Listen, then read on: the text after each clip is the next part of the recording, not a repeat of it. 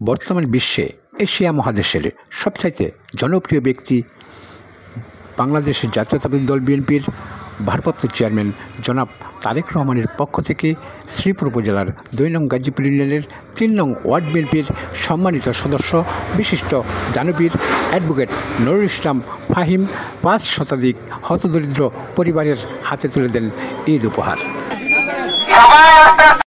৩ নং ওয়ার্ড বিএনপির সভাপতি নুরুল ইসলাম নুরির সভাপতিত্বে সুহেল রানা ৩ নং ওয়ার্ড বিএনপির সাধারণ সম্পাদকের সঞ্চালনায় বক্তব্য রাখেন শ্রীপুর উপজেলা স্বেচ্ছাসেবক দলের যুগ্ম আহ্বায়ক অ্যাডভোকেট দবির আহমেদ। আপনারা বাসে থাকবেন, ভোট কেন্দ্রে যাবেন। আরও বক্তব্য রাখেন শ্রীপুর উপজেলা বিএনপির সম্মানিত সদস্য আব্দুল হালিম মণ্ডল। বক্তব্য রাখেন গাজীপুর ইউনিয়ন বিএনপির সাংগঠনিক সম্পাদক সিরাজুল ইসলাম জুয়েল।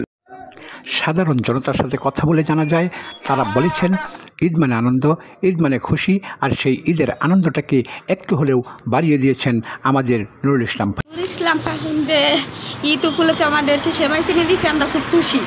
আলহামদুলিল্লাহ ভালো লাগছে, তবে আগে এরকম পাইছি না, তবে নুরুল ইসলাম ভাই যৌতুক দিল ঈদ উপলক্ষে, আলহামদুলিল্লাহ।